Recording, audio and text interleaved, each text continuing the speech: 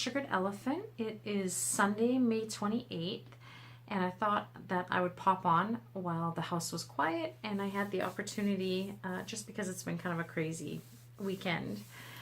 So I wanted to talk about Wine and Rocks night that I attended Friday night, and then I wanted to make a video and get your thoughts on fake or altered and dyed crystals. So Friday night, I had gone to Wine and Rocks night, and I know that I mentioned it on some previous videos and some posts. So a local rock shop or crystal shop here, they have a lot of, they do tarot readings, or they've been giving out tarot readings. They have a lot of jewelry workshops, pendulum workshops, how to make your own type classes, and they're actually really, really reasonable. They're quite cheap compared to any place else here in the city. But Wine and Rocks night event was, you purchase a ticket. The ticket was really reasonably priced. It was $15 Canadian. So you purchased a ticket, and then it's from 6:30 till 9:30. So we went from 6:30 to 9:30, and they had some, like, a whole bunch of demos, and you got, some freebies, and it was a ton of fun. But you also got your ticket money back to spend in the store that night in store credit, and there was wine and cheesecake tasting, and you also saved the taxes. And for here, that's a big deal because that's 13% that you're saving. So 13% is quite a nice chunk depending on what you're buying and how much you're spending. So we went, and they had, what did we see first? So we had a walkabout. They actually had a bartender serving the cheesecake and the wine, and they had coffee, they had non-alcoholic punch, and I believe that the cheesecake and the wine was supplied by a local fudgery and restaurant. So that was kind of really neat. It was really cute, and they didn't limit anybody. I mean, if you went up to the bar, it was pretty much, you could have whatever you wanted and how much you wanted. They also had a table where they had a bunch of essential oils and Himalayan pink salt, so you can make your own scented bath salts and take that home with you. We saw a mala making demo, so they had somebody sitting there making malas for most of the evening, and they had the singing bowl demo, and that was probably my favorite part of the whole evening. They had this huge, massive singing bowl, and I've never seen a singing bowl that large before, personally. I haven't seen it in photos neither, so it's the first time for me seeing that.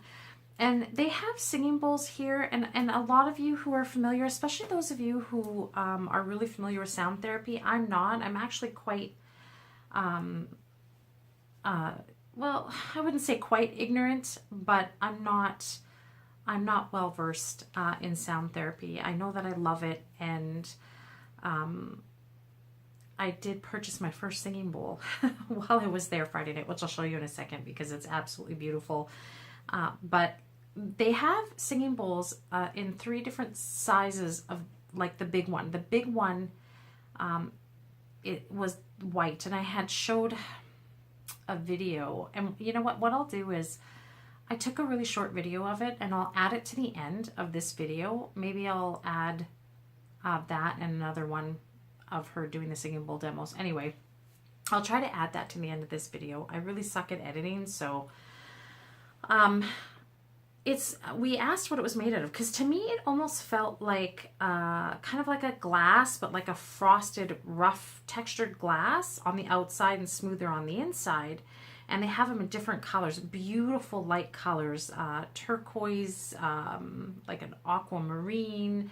They have a kind of like a pale coral, pink. So we asked, pardon me.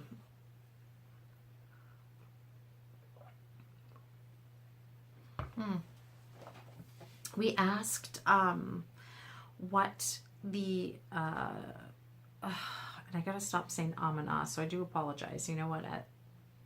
With time, I'll probably get better at that. We asked what those particular singing bowls were made out of, and she told us it was like a silica type material, like crushed quartz. They're really expensive. Like we looked at one that was probably about, I'd say this high and maybe this big around, probably about twice the size of the one that I got, and it was $365. And my neighbor probably wanted to cry because that's actually her favorite. I personally prefer the more traditional looking singing bowls just because aesthetically even I like that.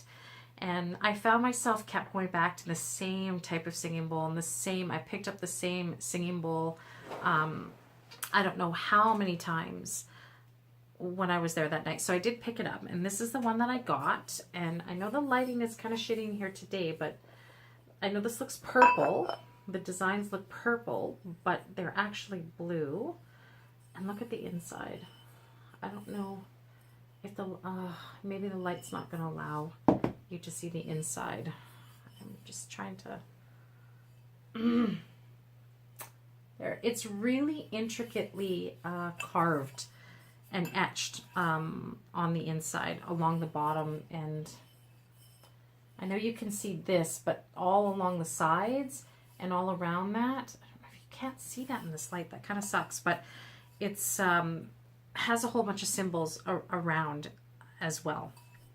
So I picked up that was my big treat.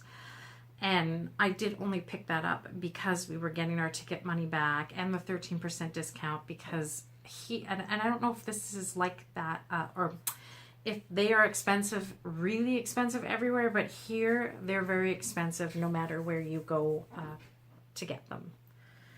So I picked up that, and don't ask me to give you a demonstration because I suck. I cannot get it. I got it to work for me. In the store, but I haven't been able to get it to work for me since I've been home. So I'm practicing with that. And other than that, I really literally only picked up 2 little rocky items. And I picked up just some more pyrite chips for my candles. I love pyrite. I have a nice chunk of it on my altar. It's not my favorite, like my absolute favorite stone, but I do love it and I love working with it. And I picked up this gorgeous piece of silicon carbide, and I don't know if you can see that. Silicon carbide is also called a laboratory crystal. Now, you would think there's a lot of natural light in here. It's a little bit cloudy outside, but there is a ton of natural light in here. So you would think that this would show up on camera better. I had taken a short video from my Instagram and Facebook, and it was crappy lighting. It was artificial lighting, and all of the rainbow colors showed up. There are blues and purples, and I know you can see a little bit of it, but it's actually, putting it on camera doesn't do it any justice. The blues and the purples and the yellows are really vivid and really visible off camera. That was it. So that's what I picked up. Because of the singing bowl, I only picked myself up that, and I had a really, really difficult time because I promised myself that I was going to get some more quartz while I was there. So yeah, that was about it. We got there just before 7, and we left shortly close to closing time. They also did some draws. They did a few draws. They did some like how to use the crystals in home decor projects. So they gave away some of those home decor projects, like the candle holders and the cathedral, which we didn't win. Me and my neighbor were hoping to win, but neither one of us won any of the prizes, but it was still a great night. So I'm just going to move ahead, and I wanted to get your thoughts on fake or dyed crystals, dyed natural real stones. So I know there are a pile of videos out there, great videos educating people on what to look for and exactly which stones are not actual stones. And there are some not so good ones out there too. Some that give a little bit of misinformation about stones being fake that are actually not fake. They've just been kind of altered, or there's been a process or a treatment done to them that has changed them in, you know, whether it's just, most of the time it's just the appearance. And the videos that do educate you on what to look for and how to spot a fake, or just for those that don't know, for instance, you know, I'm pretty sure most of you already know that a lot of citrine, actually the majority of citrine that you find is baked amethyst. And I don't understand why any of the rock shops call it citrine, because there are some, and I've even seen it online, where they call it baked amethyst citrine. And to me, that's at least a little bit more honest. But even really reputable good shops are calling baked amethyst citrine, and I don't get that. I don't understand why they do that, because you know what? I think that baked amethyst is also beautiful, but why not just be upfront? People are still going to buy it, but I have a feeling like here, I know certain parts of the world, certain types of crystals are more expensive because they're not as accessible or easier to get there. Here, citrine and smoky quartz are absolutely ridiculous. So amethyst is really not super expensive, even when it comes from Brazil or Uruguay. But Jinx, come on. Sorry about that. My cat's gonna come and try to drink my tea and knock my tripod down again, so I'm just gonna just make sure that she doesn't do that. There she goes. No, she's coming back. My poor, she's so old, and I think that she is starting to have some cognitive issues. Sometimes cats will, it's dementia for cats, or senility. So I think she's starting to have a little bit of that. She's over 16 years old. But anyway, sorry about that. She's just going to lay down on the carpet now. Where was I? Okay, so here, citrine's really expensive, so they charge a lot more money for the citrine, and I find it kind of irksome that you're calling baked amethyst citrine, because amethyst itself is not expensive. We've even got amethyst here. In Ontario, there is a shitload of amethyst. You can go mine your own amethyst in Thunder Bay, and they sell the Thunder Bay amethyst here. Thunder Bay is probably about I want to say, how many hours is that away from here? About 8 hours, maybe? I'm probably wrong. It's probably more than that, but maybe 8-9 hours. Anyway, so a lot of the videos that I've seen and that I have a bit of an issue with, well, I wouldn't even say that I have an issue with. I'm not going to say that, because I don't have an issue with that. Everybody's entitled to their own opinions and to feel however they want about something in particular. But I'm just going to share my thoughts on what I think about using dyed stones. I personally do not like to use fake crystals in any workings, oils, anything like that. However, to have them and have them for decorative purposes. And when I'm talking about fake crystals, I'm talking about something that is not natural and not of this earth. You know, something that is 100% synthetic and manufactured. Now, dyed agate, dyed stones, that's a big one for a lot of people. And a lot of the videos, the more educational videos that I've seen out there, a lot of them all say the same thing. While they're educating you on what to look for and what to, you know, spot in a stone that's dyed, they also state that, you know, you shouldn't be using those stones, or you shouldn't pick those stones up because of all the, you know, icky chemicals and energies that are attached, to it. And, you don't want that kind of ickiness and awful bad chemical stuff like around your sacred space, and using it in your practice or using it for whatever ritual or whatever it is that you want to use that particular stone for. Here are my thoughts on that, and I actually have a little bit of a problem with that. I don't have a problem with somebody just not liking to use dyed stones. If you don't like dyed agate, if you don't like anything that has been altered in any way because you just don't like it, it's not pleasing to you, you just don't want to, that's totally up to you. I mean, I typically don't use agate at all for almost anything other than some grids, or sometimes depending on what time of the year it is, it might be on my altar. But for jewelry making, I love using jasper, and I love using agate in my jewelry making. And here's my issue about telling people that, you shouldn't pick up these stones because they've been altered. For those who may not have ever had a problem with it before, but might now just because they're being told that you shouldn't, is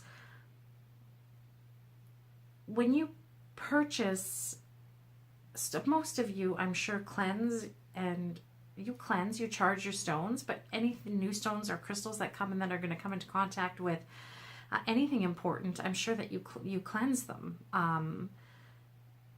So let's say you pick up a piece of agate that's been dyed, then what? Do you maybe not want to have that? Like, I have a couple of agate geode slices on my altar, and they're blue, and I know that you can get naturally blue agate. However, I'm pretty sure that these are dyed. I've had them for so long. I actually was going to, I'm just gonna grab one here. Just give me a sec. Hi, sorry about that.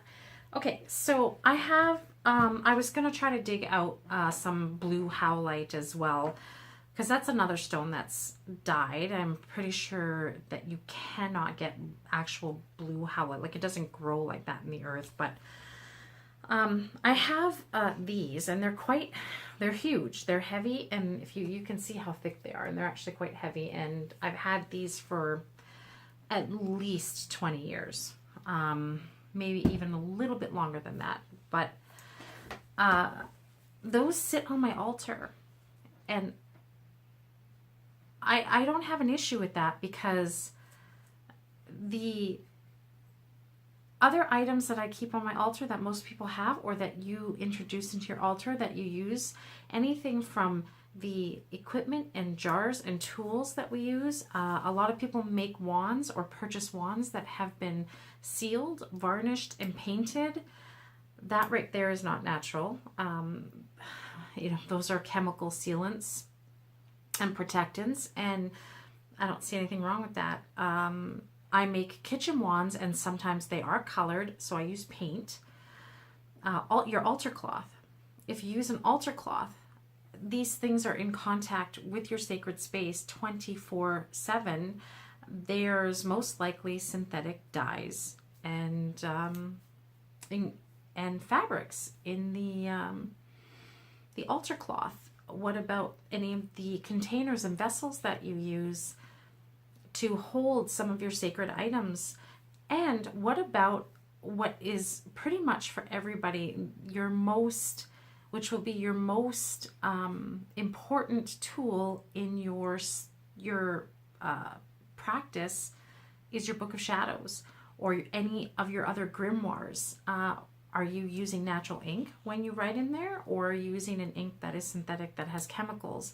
Are you using all natural paper? Is the book made out of 100% natural materials of this earth?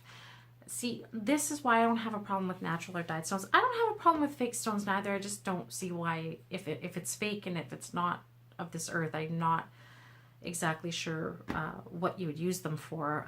But I'll have them for decorative pieces, like opalite's very, very beautiful, and it's gorgeous when you stick them in a jar and put like a tea light or a candle in there. But also, a lot of people who work with color or do color spells or color magic,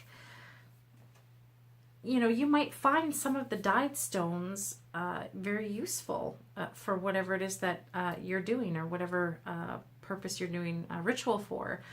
You might find those very useful. And, you know, if you're gathering items of a specific color, not type, but a specific color for something in particular, you know, you might find some pink jasper or some, you know, purple agate or something like that to be quite useful. So I'm not telling you should like dyed stones and you shouldn't have a problem with them. Some people just don't like them, and I can totally understand that.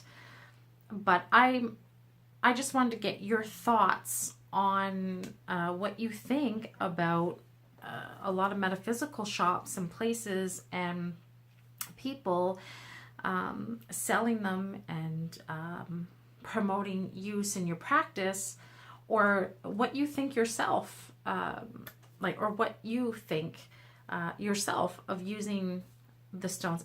Did that even make any sense? I don't even think that made any sense. You know what I mean. So I wanted to get your thoughts on more so the dyed stones than the fake stones. Hello, Missy. What are you doing? What are you doing? Hey? What are you doing over there? Yes, I know. Yes. So, what are your thoughts on using them in your practice? Do you use them in your practice? Do you ever use them for rituals? I will say that I won't use any dyed stones in any of my oils, like my moon oils, protection oils, that kind of thing. I won't use the dyed stones for anything like that, especially just in case somebody wants to, you know, anoint themselves and dab it on their skin, that kind of thing. So I don't use it for that. I won't use any of the, like, blue howlite. I wouldn't use blue howlite chips or anything to make an oil, you know, when it's sitting in any kind of essential oil and any carrier oils. That's my preference. I personally just don't want anything that has chemicals to soak in oils that somebody might be touching to their skin, or I might anoint my candles or something with. But this is how I use dyed stones. I don't really use them for any really important rituals. However, blue howlite, I like to have that on my altar sometimes, and I like to have colored agate, and I love jasper and dyed agate and some dyed druzy natural stones on. She's actually on some of my jewelry ribbon. I have to move that so she doesn't get hair all over it, especially if I'm going to be using that for clients' jewelry. But what was I saying? Oh my gosh, this whole weekend has just been kind of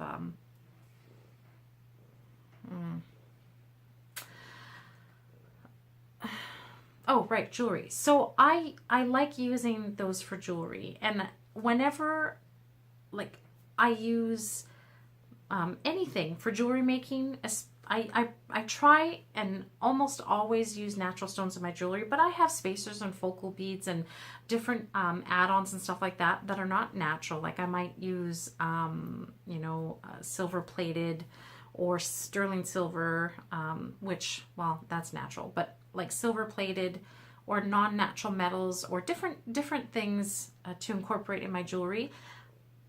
So I cleanse all my crystal jewelry, anything made with crystals that has a certain intent attached to it. You know, if somebody wants a bracelet for healing, and that kind of, you know, rose quartz and amethyst and that kind of stuff, I cleanse those, and I cleanse well, pretty much anything, any of the natural stones. So I do use it in my jewelry making, and I don't have an issue with that whatsoever. I have no issue with wearing it. Some people don't like to wear dyed stones, and I guess that's a personal preference, but that's how I use dyed stones. I like to have some of them for the color on my altar, just more of as an aesthetic and a color thing on my altar. And yeah, so I definitely look forward to hearing your thoughts. You know, leave me a comment in the comment section, or I'd love to see a video response. And also, if there's any particular DIY videos, a lot of crafty videos I have coming up, and then the big gardening videos are going to be coming up, gardening tips and stuff like that. If anybody wants to see that, I have a very big garden, and we are starting to get that off the ground. We plant late here because our weather. So this is actually the normal time of year when we would plant. So I guess that's about it. I'm going to leave it at that.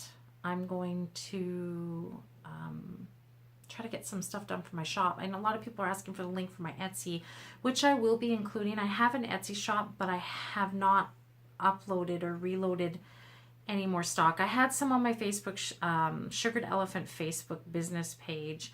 I had, and I still have the tarot bags. I have the handmade tarot bags, but I'm going to do a video on it. I'm telling you, my mother, at my request, made a jewel tone set. They are so beautiful.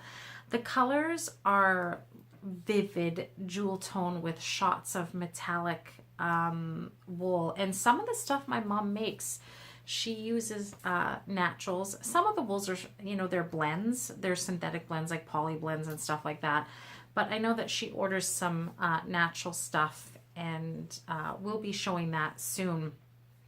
I'm trying to figure out the best way to photograph the tarot bags, because the jewel tone colors are absolutely gorgeous. There's like a ruby and a sapphire and an emerald, and they're quite gorgeous. And all the tarot bags in my shop come with wood and or natural stone beads on the ties, and they have a matching crystal bag that goes with them, and they come with a crystal in it. And it's not the same. It won't be the same crystal in every tarot bag, but when I have everything up, and I'm hoping that'll be this week.